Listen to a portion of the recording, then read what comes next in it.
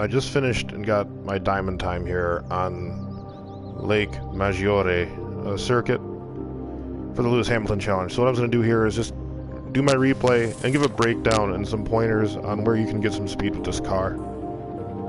This car I'm not a very big fan of, this AMG GT3 16. As others have said, it's really stiff on the springs, so you have to be really careful going over curbing and stuff like that. It's very slippery. It oversteers, snap oversteers really bad because the rear end brakes loose, but other than that, it understeers like crazy.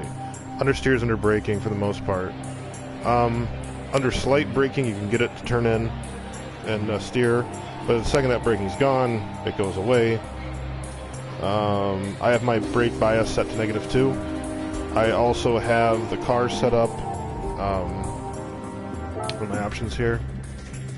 I have the ABS set to weak, as you can see. I think that'll help. The brake in this car, you have to be very careful with. The accelerator, you have to be very careful with. It's really all about that smooth acceleration, smooth braking, knowing when to brake and all that. We'll go through that though. So traction control's all the way off. I use manual transmission. I think you probably have to get a good time. Racing hard tires, because that's all you can get. Okay, so everybody who's trying for a diamond time, they probably know all this, so let's just go watch the replay. Okay, here we go. So I'm going to try to go in the car here. Let's see, hold on, let me go back here. I gotta show all the... There we go. Okay. Probably one of the most important things. Get to the right-hand side of the track. The second you start, the right-hand side of the track. Now, 100 board, just under it, brake. As soon as you think you're under it, second gear, the car starts to slide, turn in, hit that corner apex as best as you can. Here, I'm going to rewind it again here a second.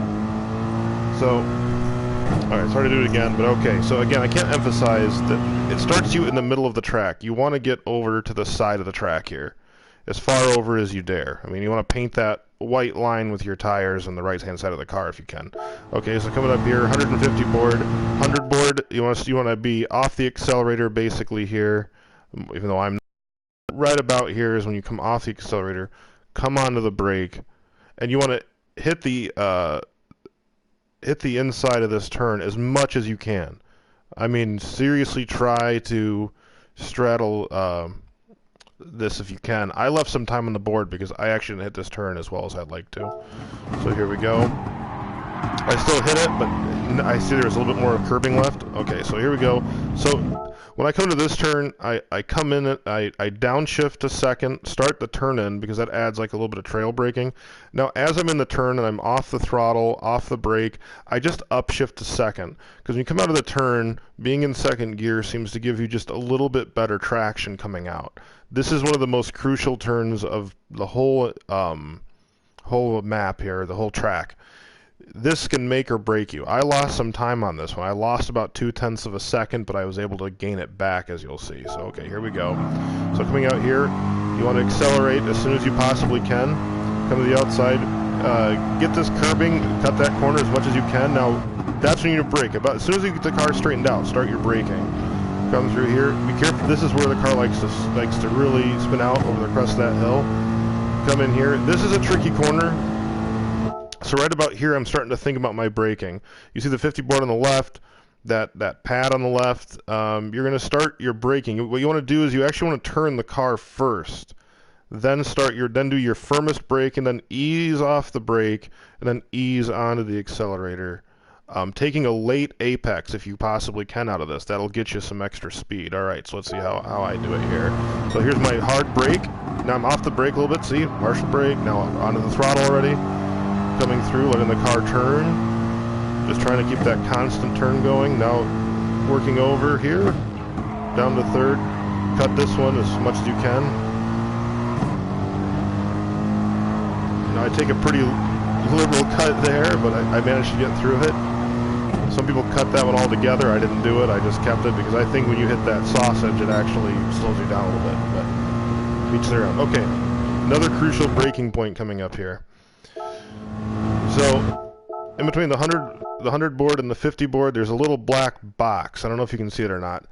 You come off the throttle before the black box, you start braking at the black box. You want to start downshifting to second and then trail brake in to the right. The car will slide around. Cut this corner to the inside as much as you possibly can and get right back on the accelerator. As soon as you think you can do it, do it. This is going to take some practice. It's going to take a few run-throughs, but once you get the rhythm of it, it'll be easy, and this is a good opportunity to make up some time for you. This is where pretty much I can always bet on making up a little bit of time, even if the lap isn't going so well.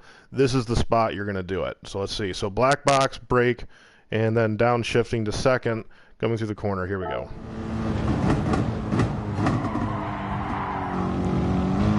Throttle. There you go.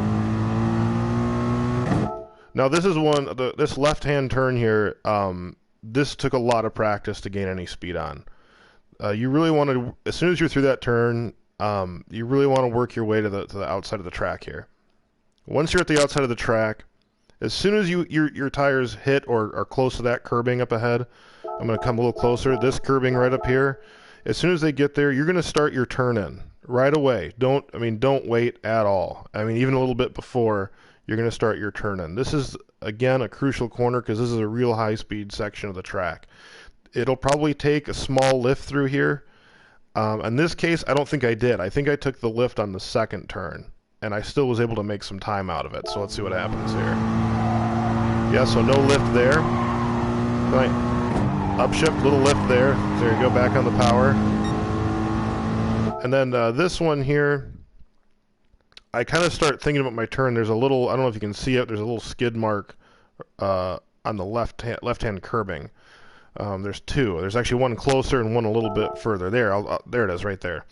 This is about the time you want to start your braking and turning. This is kind of a high-speed corner. Cut in as much as you can to take the speed on the way out. So third gear, straddle that curbing. Coming here, this is going to take a little bit of braking. So I downshifted and upshifted just to help the rear end of the car swing around. Okay, this is I think one of the hardest corners. This is one of the hardest ones for me that was to master, not master, but get good enough at. Let's say there's a lot of coasting in this one. So at the end of this curbing is where you really want to be, more or less. You want to kind of meet the end of the curbing with your turning in, and you got to brake a little bit early. So you're about middle of this. You're going to brake, downshift one gear. Come off the brakes, let it turn in, ride the curbing on the inside. It's like double curbed. You want to ride that as much as you can. You'll see some skid marks on the curbing. That's kind of your acceleration point of when you want to start feeding the accelerator again. Now, again, with the curbing, anytime you're on the curbing, it upsets the balance of the car, and it wants to spin out on you. So it just takes practice getting to know the car, which, again, I hate, to really get the feel for it, and it just takes time. So let's see what I do here. See, downshift, see, and then at those skid marks, I don't know if you saw them, but then on the accelerator, pull out, and cross the line, and that's it. That's my lap. So I'll show it again in its entirety one more time before signing off without doing any pausing, and just let you guys see my line. Here we go.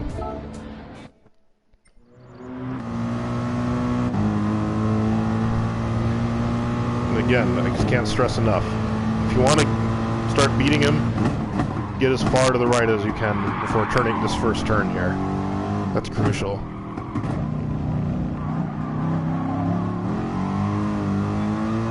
That's a spot you can lose a lot of time. That's a make or break point of the track, that acceleration on such a slow corner.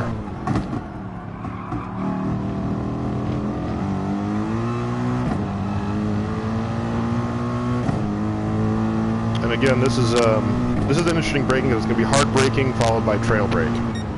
Hard brake downshift one, then you're basically coming through it like that. Yeah. So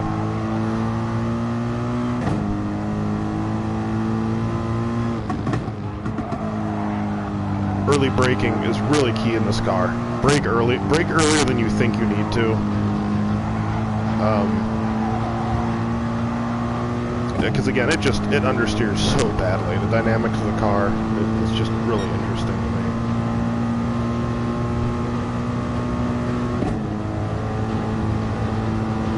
There's the black box. Brake.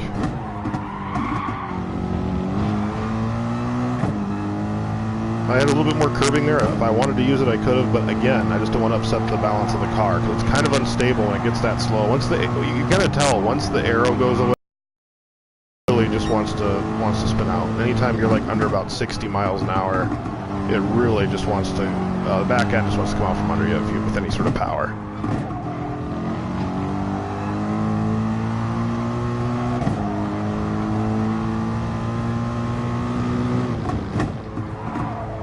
It turned in right at the end of that curbing. That's pretty much it. Just follow the curbing. The curbing kind of tells a story.